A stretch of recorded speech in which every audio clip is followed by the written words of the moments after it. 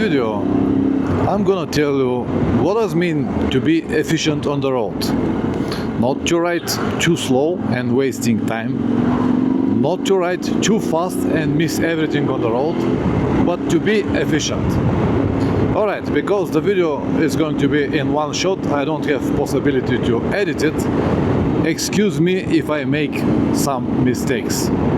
At the moment I am in Georgia, just finished with the Ajara highway, and I am driving direction Armenia.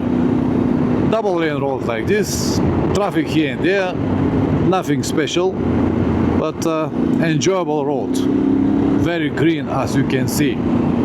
Let's talk about efficiency. The examples that I can give you right now are from my last few days. For example, original plan was to cross Turkey for, let's say, 3 days, bypassing just on the road that is very close to Black Sea coast, from Varna to Georgia.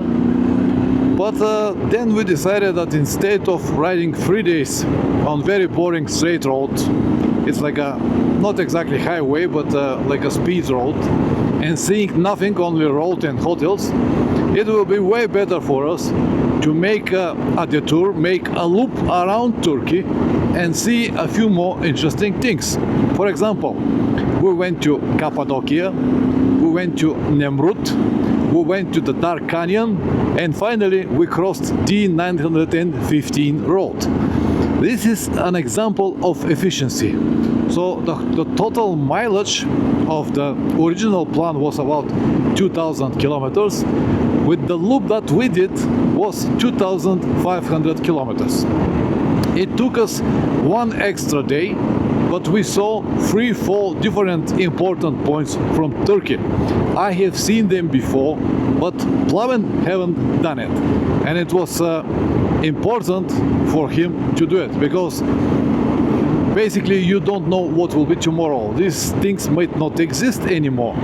For example, this famous D915 road, it is there for many years, but every year they put some asphalt more and more and more, and after a few years time you might not have anything. For example, the Ajara highway that we crossed right now, I did it in 2015 and it was 90% off-road. Now it was only a couple of kilometers, but dirt road, and they're working on it. So next year they will be completely asphalt from one side to another. And this is what it means to be efficient, to have many things on your road without wasting any more time. Now, let's say that you want to travel fast. You can still travel fast. The example that I can give you now is again from the last few days. When we started from Nemrut, the total mileage for the day was 680 kilometers. We wanted to go from Nemrut straight to Dark Canyon, which is around 320 kilometers. Visit the Dark Canyon for about an hour, ride it over there, make some pictures, and then from there ride to D915 road and film it there as well. So in total 680 kilometers, and the important part was that the GPS said that is 12 hours of riding.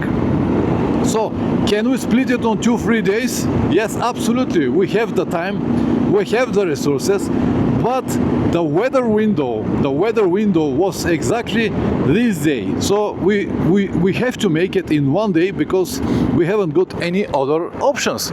On that day that we did it, 4 o'clock in the afternoon, it started rains, and that's why we decided to do it that day, because on the next 2-3 days it will be rain already. And to ride D915 in the rain, it's not impossible, but basically you're not gonna see anything. Okay, see now this castle here. So by doing this way, riding a little bit more, riding a little bit faster on that day, we were able to cover this mileage, see D915 in sunny weather, and continue our trip on the next day. So efficiency doesn't mean always to ride very fast, doesn't mean always to ride very slow. but it means exactly what it means. Efficiency means to see as maximum as possible things on the road with a minimum possible time and resources. That's why sometimes it's worth it to ride a little bit more kilometers without even stopping, as we did it the other day. But the final reward, this D915, was everything that we needed, and we forgot about this 12 hours on the saddle because of the reward that we have at the end.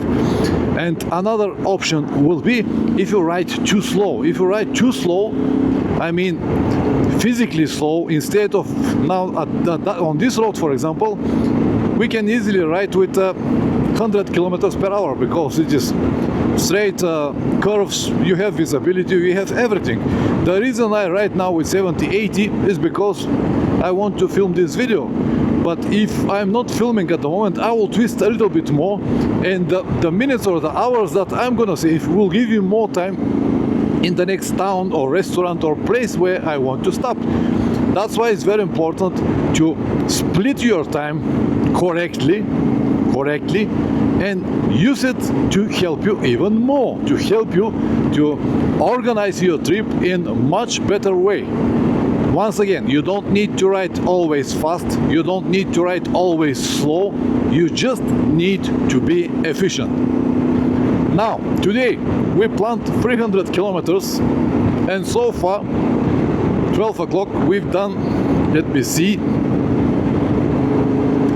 220 kilometers. And that basically means that after 50 kilometers we're gonna have Armenian border, another 80, or after another 30 kilometers we have to stop. But it will be 1 in the afternoon, and even though the original plan was 300 kilometers for today, if we stop there at 2 o'clock in the afternoon, it will be too early, because it is a small town and basically we have nothing to do. So we will probably ride another an hour or two and gain another, let's say, 100 kilometers in our direction to improve our overall experience. And this is again efficiency. You don't need to stick so badly to your plans. You should have plan. I have the plan, everything is here, you can see it on the map. But it doesn't mean that it is a strict plan. It is flexible. I can change it anytime, only the direction is important. And that's why I cannot understand people when they start making some kind of fast decisions. Okay, let's go here faster. No, you don't have to be like that. I have done these mistakes as well. For example, 11 years ago, I rode exactly the same destination, Central Asia, exactly the same countries, but I did it very fast. For 2 months I made the whole loop, started from Berlin, Germany, made the whole loop and finished in Berlin, to about 20,000 kilometers. Now the same destination, I plan to make it for 2 months, but for this, for 3 months, 1 month more, the same mileage, 1 more month. But I'm not gonna waste my time. I'm gonna see even more things, if you understand what I mean. I might have many days with a lot of mileage, but I'm gonna have also many days with less mileage, and this will give me the flexibility or the efficiency that I have.